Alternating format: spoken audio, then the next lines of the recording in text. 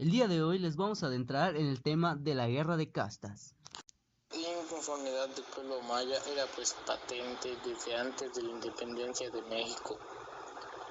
Las condiciones de vasallaje en que se encontraban los indígenas mayas que habían sido conquistados en el siglo XVI y su enorme superioridad numérica en la península de Yucatán mantenían a la región en un estado permanente de tensión social.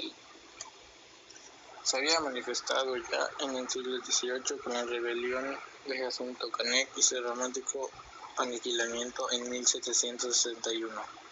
Pero aquel brote no fue sino una manifestación menor en comparación a la amplitud que había de adquirir el levantamiento poco menos de un siglo después, ya en época de México independiente. Buenos días, compañeros. En esta ocasión les hablaré sobre las causas de la guerra de castas. La guerra de castas surgió en Yucatán debido a las precarias condiciones de vida de los indios mayas en la península. Los criollos y mestizos se autodenominaban yucatecos y en general solían ocupar la parte superior de la escala económica, por lo que los mayas, pertenecientes a las clases más empobrecidas, no se sentían parte de ellos. Eran simplemente mayas.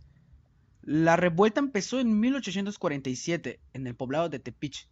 Al paso del tiempo, los mayas lograron tomar la mayor parte de la península y el gobernador Barbachano se vio obligado a solicitar apoyo militar al gobierno mexicano.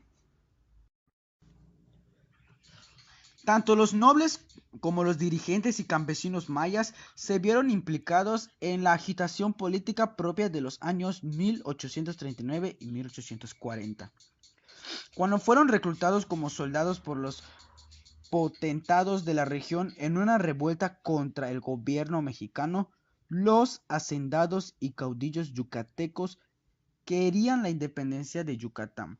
En muchos aspectos trataban de imitar a sus homólogos tejanos que se habían separado en México para formar algunos años antes un estudio independiente. Hacia el 1840, Yucatán había alcanzado una independencia temporal. Los indígenas mayas en lo general habían sido sometidos religiosa, cultural y físicamente durante los 300 años que surgieron a la conquista. Existía un férreo control social en la península yucateca de todos los grupos sociales que no fueran españoles o criollos. Había algunas zonas de Yucatán, como en la región de Valladolid, donde el control social se expresaba con mayor severidad.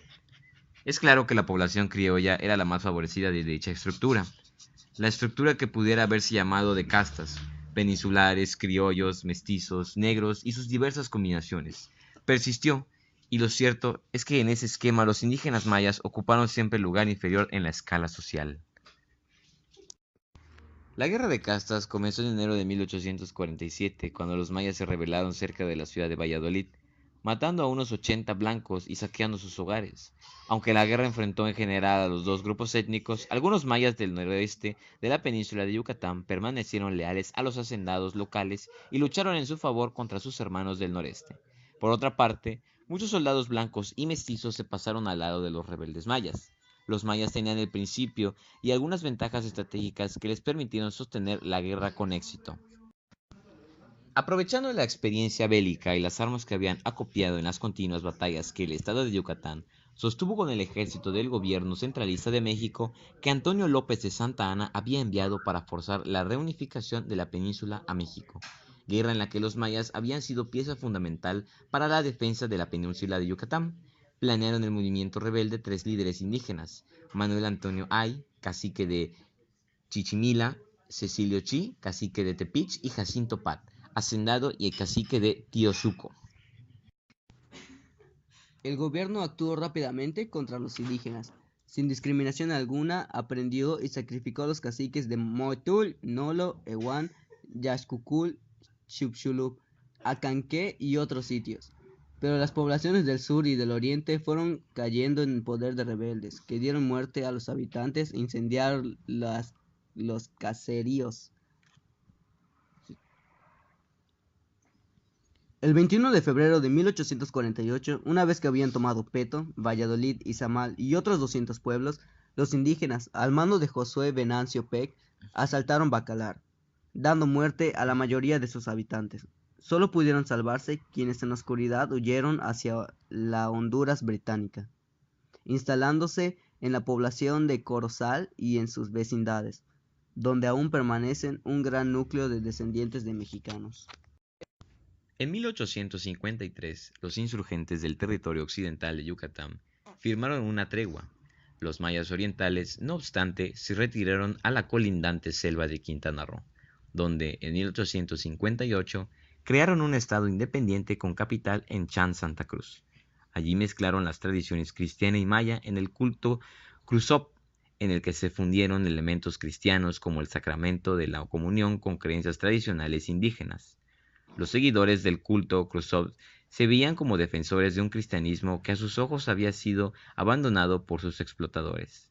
La comunidad mantuvo su independencia hasta que el ejército federal mexicano ocupó Chan Santa Cruz en 1901. Los rebeldes mayas o Cruzop mantuvieron su culto y un diminuto estado independiente hasta la década de 1930. Y por último, llegamos a la parte de las consecuencias de la guerra de castas. Efectos de la guerra. La guerra se cobró en un gran tributo de sangre en la población de Yucatán. El hambre, las enfermedades, la guerra y sus desolaciones redujeron la población de la región de unos 500,000 habitantes en 1812 a poco más de la mitad, hacia 1860. La industria azucarera del sureste de la península de Yucatán acabó arruinada por el conflicto, y buena parte de su población se desplazó hacia el noroeste. Además, la rebelión extendió el terror entre la población no maya de la región.